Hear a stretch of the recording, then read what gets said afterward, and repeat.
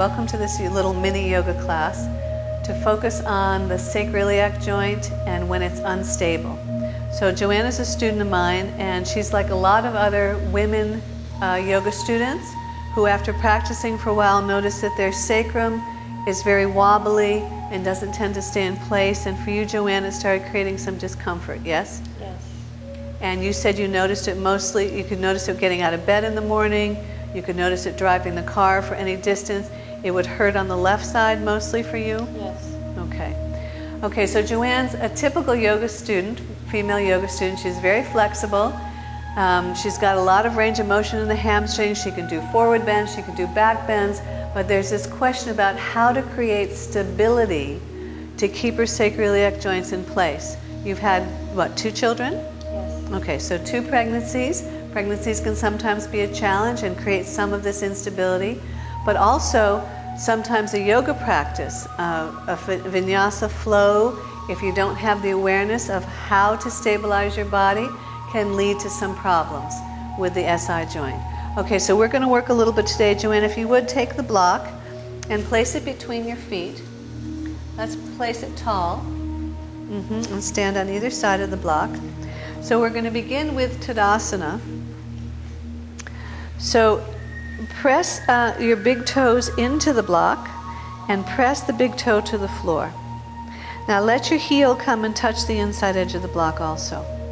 The block is there between the feet to help us create some resistance so we can understand how to wrap the skin of the legs, the flesh and skin. So we're going to micro bend the knees and look to see if the knees track straight ahead to the second and third toe. Yeah. From there now, already there's a slight turning in of each knee. Can you see how the kneecap is turning in just so slightly? So you need to practice turning your top shin back, turning the top of the kneecap back, and turning your outer top thigh back. So you're turning the skin of the leg out, knees straight ahead, and then slowly straighten the legs, pressing your heels into the ground. Yes. Now there should be a feeling when you wrap the skin to the sides, you wrap the top thigh back, that there's a compacting in from the outer hip. Yes. Okay, we're in agreement. Now take the weight into the heels, so extend the sole of the foot forward and pull the top of the foot backward so that you feel the heels root firmly into the ground. Notice that Joanne's kneecaps are lifted, so she's got the action of 2 actions, turning the skin of the thigh and shin out, and the second action of taking the skin from the little toe to the big toe and hugging the brick with the big toe mound. Yes, lift the navel to the chest, shoulders back and down.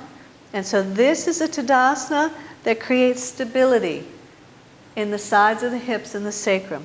Joanne, go ahead and bend forward now into Uttanasana. And as Joanne is very flexible, she doesn't need anything to put her hands on. Shift your weight forward a little bit. Now again, micro bend the knee. So there's a tendency for the shin to press back. So with the knee micro bent, turn the flesh of the shin, the flesh of the thigh out. Again, sink your heels into the ground. And now pull the legs up straight. So pressing your heels down, lift from the back of the knee up to your sits bones. Yes. Now, Joanne, did you observe that you didn't push your shin back like you normally do? No. No. I did not notice. Okay. So you want to keep the shin, the belly of the shin slightly forward. Pull up from the back of the knee. Take the top of the kneecap and the top of the thigh back. There you go. But keep the shin in the vertical position. How is that? Nice. Nice. All right. And does it feel stable in the hips? Do you feel stable side to side in the pelvis? Yes. Yes. Okay, so there's that hugging from the side. All right, inhale and come up.